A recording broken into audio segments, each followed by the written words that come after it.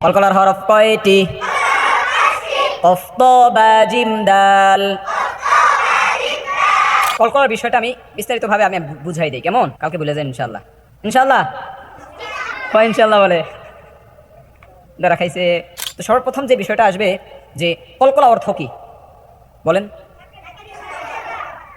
একজন আরেকজনকে ধাক্কা দিয়া, তাইলে হ্যাঁ মাশাআল্লাহ, পাল্টা আওয়াজ করে পড়া, ধাক্কা দিয়ে পড়া। কলকলা অর্থ কি? সবাই এটা এটা তাহলে তাহলে পড়তে হবে, না হলে এটা মুখস্থ হবে না। কলকলা অর্থ কি? আবার বলেন। কলকলা অর্থ ধাক্কা দিয়ে পড়া, পাল্টা আওয়াজ করে পড়া।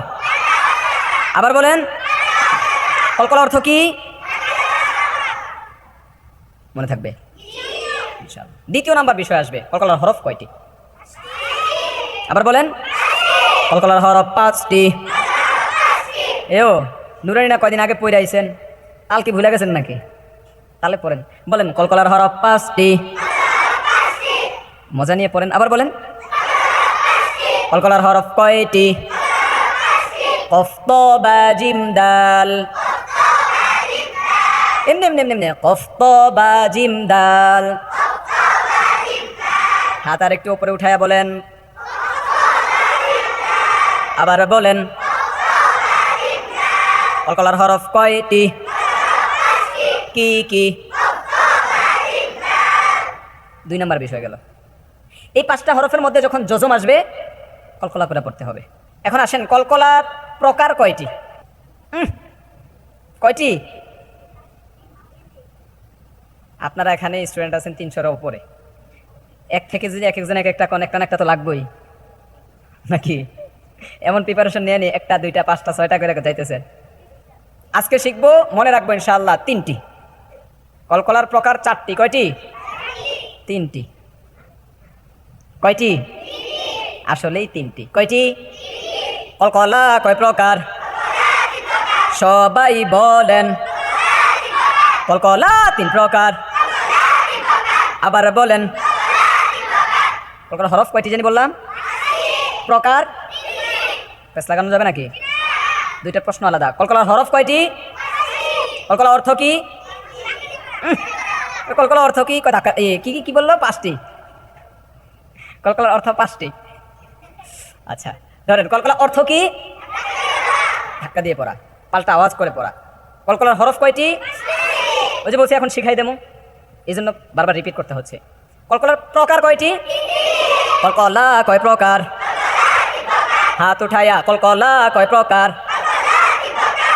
জোশের সাথে না পড়লে কি মুখস্থ হইব নি? কলকলা 3 প্রকার। আবার বলেন। একদম সহজে বলি, ছোট কলকলা, মধ্যম কলকলা, বড় কলকলা। ছোট ভাই, মেজো ভাই, বড় ভাই আছে না? এই একদম সহজে বলি, কি কখন আসলে বড় কলকলা, ছোট কলকলা, মধ্যম কলকলা হয়? আসেনি মনোযোগ?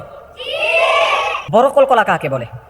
যেমন তাব্বাত ইয়াদা আবি লাহাবিউ ওয়া তাব্ব। আয়াতের শেষের হরফটা কি? এই কল্পনায় ওই যে সেই শব্দটা নেন, এদিকে কাকা নালে বুঝবেন না।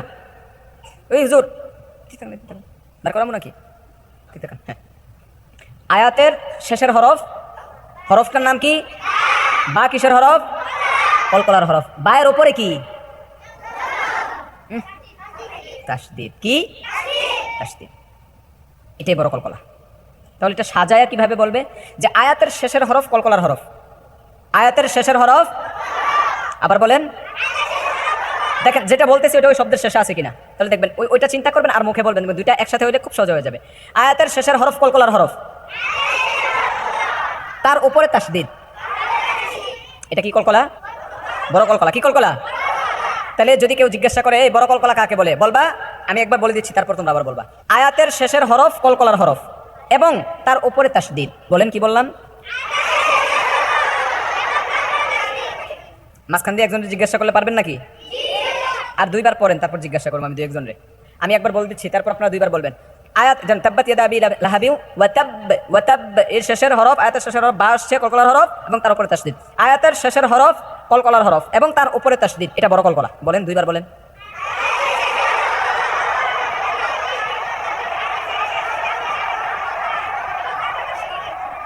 জোরে মাশাআল্লাহ।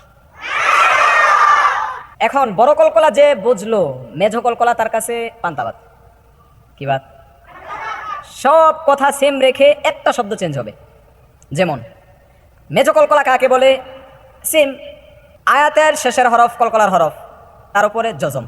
যেমন ওয়াসসামাই যাতিল বুরুজ কুল হুয়াল্লাহু আহাদ আল্লাহুস সামাদ লাম ইয়ালিদ ওয়া লাম ইউলাদ ওয়া লাম ইয়াকুল লাহু কুফুয়ান আহাদ। শেষের হরফ কি? তার উপরে কি? এটা কোন কলকলা? খুব সহজ না? এখানে প্রশ্ন আসতে পারে, ওয়াসসামাই যাতিল বুরুজ, জিমের মধ্যে কোন হরকত? দেখেন তো, এটা জজম নাকি? হ্যাঁ, জের। কি? জের। ওয়াসসামাই যাতিল বুরুজ, এটা কোন কলকলা? আমার কথার ফার্স্ট থেকে যদি আপনি অ্যাক্টিভ থাকেন তাহলে কথাগুলো বুঝবেন। মেজো কলকলা কাকে বলে আরেকবার বলেন তো? তার উপরে কি? ওই কয় পেশ, জজম। বুরুজে, এটা কলকলা হবে কি হবে না? হবে। কি কলকলা? মেজো কলকলা। আমরা পড়ছি আয়াতের শেষের হরফ কলকলার হরফ এবং তার উপরে কি? জজম। এনে তো হয়েছে জের। আপনি কিভাবে মেজো কলকলা বললেন? প্রশ্ন দাঁড়ায় কি দাঁড়ায় না? তখন এটার উত্তর কি হবে?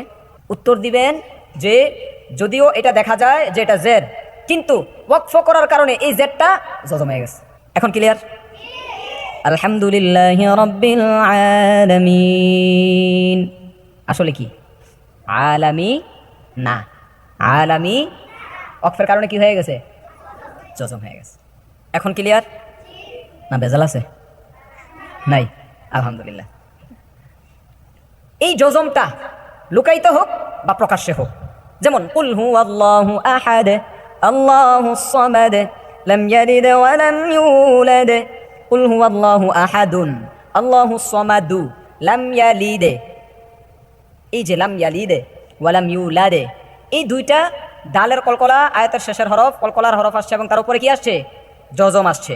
এটা বাস্তবিক পক্ষে জজম। আর কুল হুয়াল্লাহু আহাদ, এটা কি ওয়াকফ করার কারণে জজম। দুইটাই জজম। বুঝে আসলো? এইগুলো মেজো কলকলা। তাহলে আমি একবার বলছি মেজো কলকলা কাকে বলে? যে আয়াতের শেষের হরফ কলকলার হরফ এবং তার উপরে জজম হইলে এটা কি কলকলা?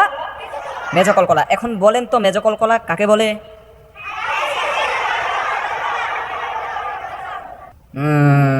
মেজো কলকলা বলে। এমনটা হইল নাকি? সবাই বলতে হবে মাশাআল্লাহ। আচ্ছা, ছোট কলকলা কাকে বলে? ওই যে আয়াতের মাঝখানে যে কলকলাগুলো হয় এগুলো ছোট কলকলা। যেমন আবসারুহা খাশিআহ, তাই না? আবে, এটাকে আয়াতের মাঝখানে না শুরুতে? মাঝখানে। শুরুতে কি বায়ে জজম দিয়া পড়া যাবে? পড়তে হবে কি? তার আগের বাক্যের সাথে মিলিয়ে, আগের আয়াতের সাথে মিলিয়ে কি করতে হবে? পড়তে হবে। যদি আয়াতের শুরুতে কলকলার হরফে জজম হয়ও, যদি মিলিয়ে পড়েন তাহলে এটা কি হয়ে যাবে? মাঝখানে পড়ে যাবে না? তো মাঝখানে যদি কলকলার হরফের উপর জজম থাকে, সাধারণ এই কলকলাটাকে কি কলকলা বলা হয়? ছোট কলকলা বলা হয়। মনে থাকবেন ইনশাআল্লাহ।